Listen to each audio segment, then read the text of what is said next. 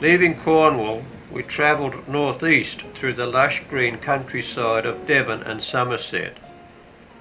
Our destination was the town of Glastonbury and a visit to the ruins of the historic Glastonbury Abbey. The countryside was divided by numerous hedgerows, some neatly trimmed to a tidy size and shape, but others allowed to grow quite large. We travelled on the major highways, but also on quieter roads through small villages, each one unique and blending into the immediate landscape. We were able to get a great feel for the countryside and appreciate the tranquility and beauty of this ancient isle.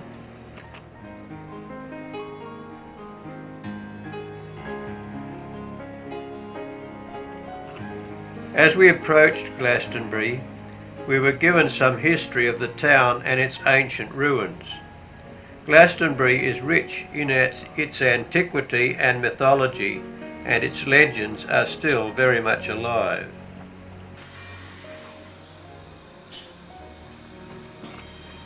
On arriving in the town, we spent some time in the main shopping centre prior to entering the grounds of the Abbey ruins.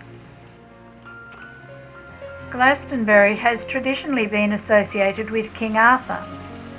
Early legend has it that his wife Guinevere was kidnapped and imprisoned in a castle on the Tor and rescued by Arthur and his men.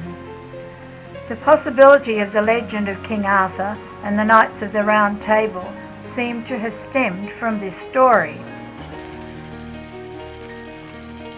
We were obliged to negotiate some excavations for drainage works.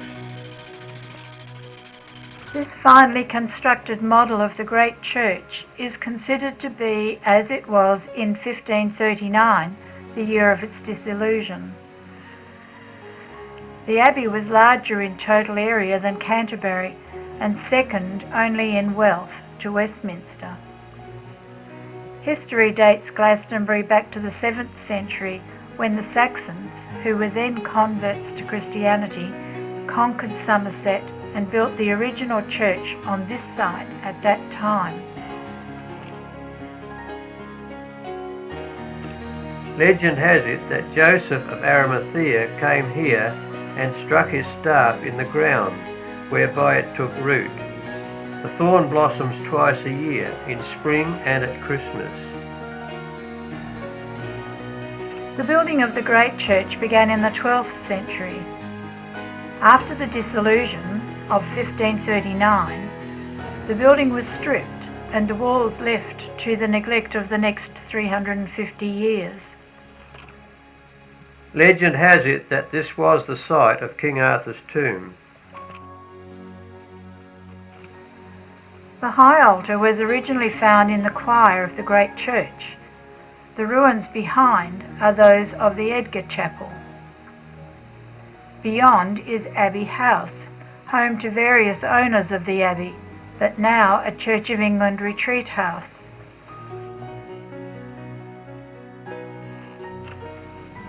All that remains today of the Edgar Chapel are these low stone walls.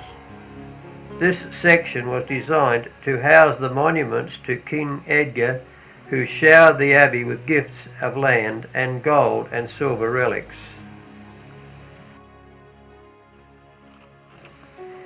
The inner chapel on the right was dedicated to St. Thomas Becket.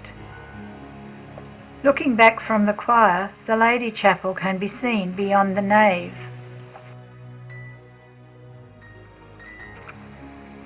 In the 27th year of the reign of Henry VIII, there were over 800 monasteries, nunneries and friaries in Britain. 5 years later, in 1541, there were none. The end of Glastonbury was extremely brutal. Abbot Whiting was found guilty of spurious offences and executed with 2 of his monks. The buildings were stripped and much of the stone found its way into buildings in the town and into the causeway to the town of Wells. For 350 years after the dissolution, the abbey passed through many hands and fell into disrepair. In 1907, the ruins were purchased on behalf of the Church of England for £30,000. During the next 15 years, the undergrowth was cleared, the walls stripped of vegetation and cleaned, and the ruins are now preserved for a new generation of pilgrims to visit. The original monastic buildings were destroyed by fire in 1184. Panning round from the great church and the nave behind which the cloisters once stood, we focused our attention on the Lady Chapel. The south side of the chapel is constructed in wide expanses of ashlar masonry, with ornamental geometrical patterns of foliage and tendrils.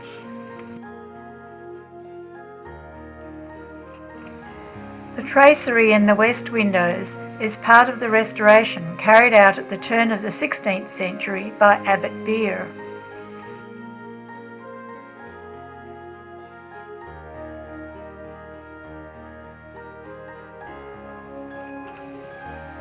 Below the main floor was the crypt, inserted about 1500. The vaulting of the crypt has fallen, but is still intact under the western bay of the east end.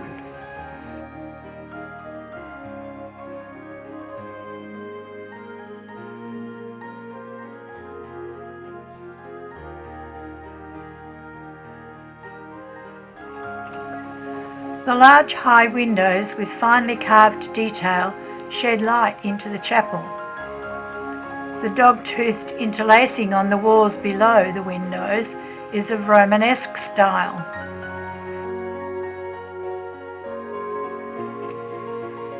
Many pilgrims have come to the great church of Glastonbury over the past centuries. They have come not only from England, but from places far beyond.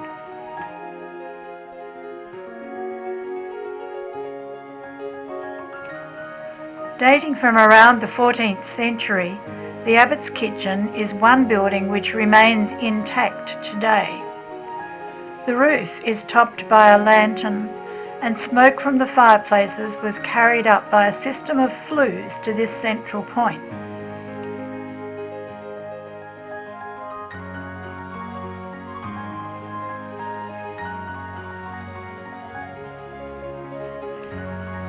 This southwest corner is all that remains today of the Abbot's Great Hall, which was commenced in 1334. By now it was early afternoon and time to board our coach again for the journey northeast to Bath.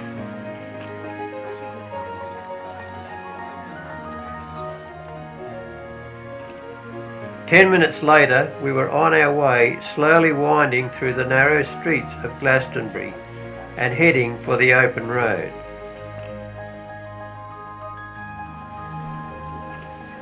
Shortly afterwards we passed through the city of Wells. There was a Roman settlement at Wells at one time, and during the Saxon times, Wells was one of the most important towns of Wessex. In the early 700s, King Ine built a church in Wells, and in 909, Wells was made the seat of a bishopric by Edward the Elder. Later the diocese was removed to Bath, and after struggles between the secular clergy of Wells and the regulars of Bath, it was decided in 1242 that the bishop take the title of Bath and Wells. We were now travelling along one of the minor roads of Somerset. The hedgerows had given way here to stone fences in this area.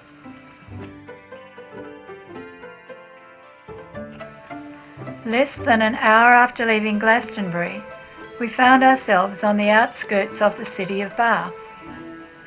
Bath is set among the hills of the Avon Valley, and the honey-coloured Georgian houses characteristically form an elegant entry to this famous city.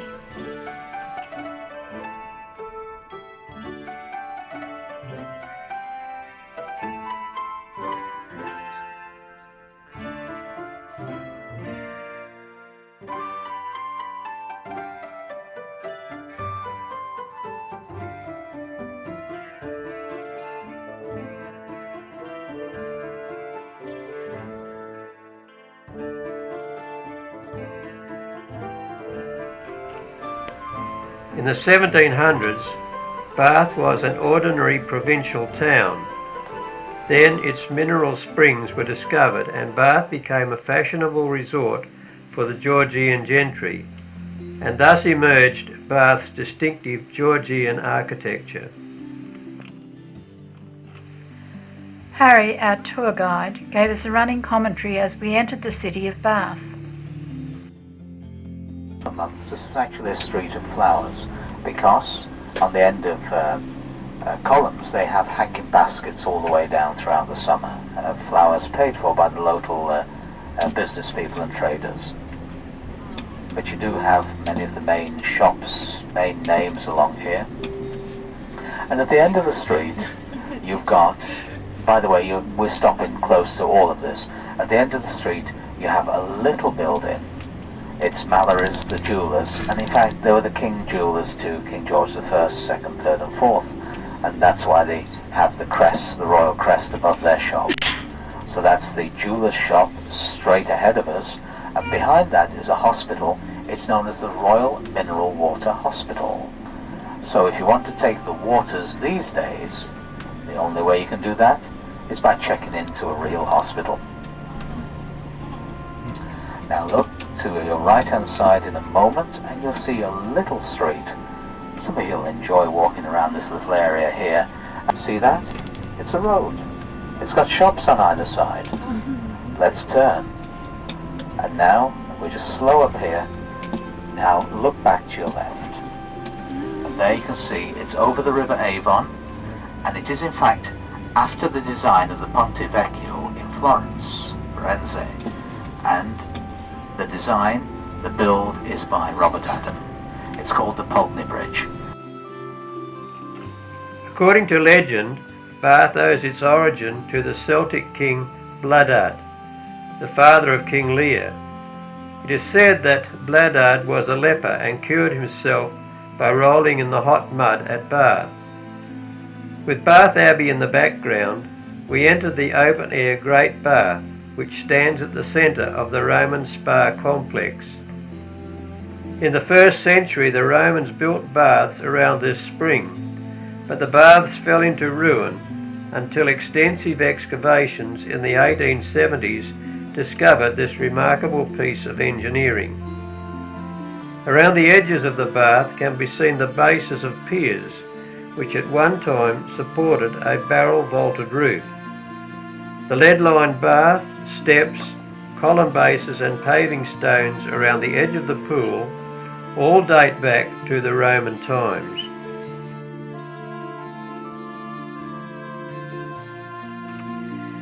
This bathing complex is one of Britain's greatest memorials to the Roman era. It was the Romans who transformed Bath into England's first spa resort.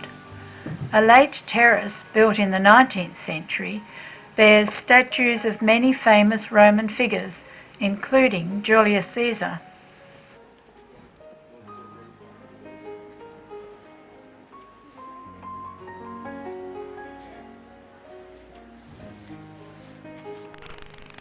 The hot water flowing from the spring quickly steamed up the camera lens as we got close by. This is still the original Roman drain, taking the hot water from the spring to the River Avon a few hundred yards distance. Leading off the pool at the lower level, we discovered a variety of sophisticated bathing chambers, sauna area and change rooms, which the Romans had constructed during their 4 centuries of occupation in the area. Displayed here too were the remains of many columns, bases and corbels dating back to the Roman architecture of the time.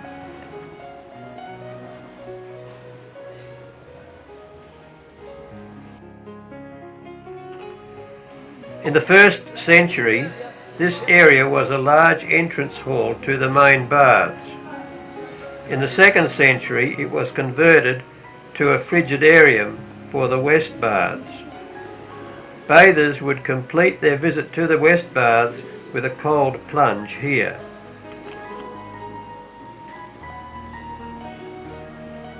Today the pool floor is literally covered with coins and notes of many currencies and denomination as visitors pour their wealth into the water.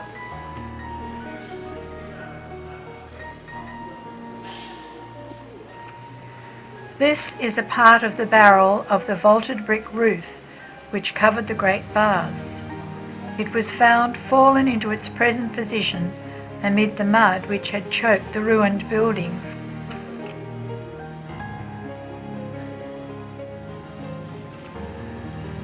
The mineral springs yield more than 500,000 gallons of radioactive water per day, with temperatures ranging from 114 to 120 degrees Fahrenheit. They can be taken either as a drink, although only at a hospital nowadays, or they can be taken in the form of baths or douches. In the 1st century, the Romans built the baths and temple and dedicated them to the goddess Sulis Minerva. This temple pediment was part of the temple facade.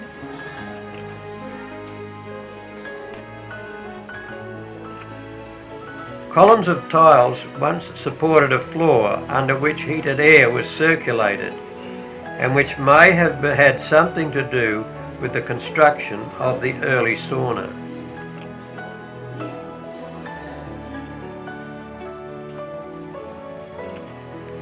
Outside the entrance to the baths is Bath Abbey, rebuilt in 1499. According to legend, God dictated the way the church should be formed to Bishop Oliver King in a dream, and this story has been immortalised in the carvings on the west front. The facade of this elevation features Jacob's ladder on either side with angels climbing up to heaven. A statue of King Henry VII is found at the base of the huge window.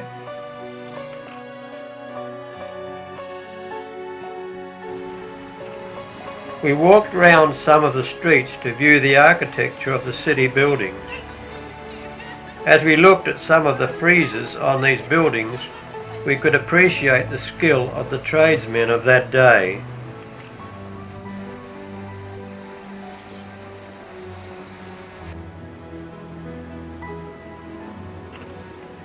A short walk from the Abbey is the Avon River and the Parade Gardens, of which it is said that courting couples came to this attractive riverside park for secret liaisons in the 18th century.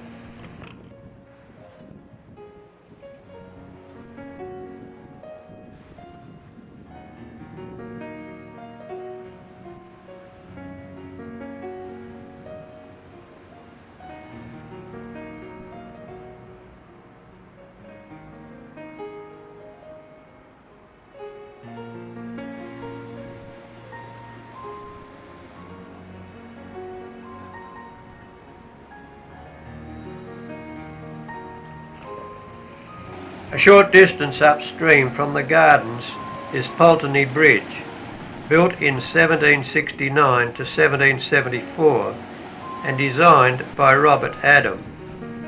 The bridge is lined with shops along both sides and connects the city centre with the magnificent Pulteney Street.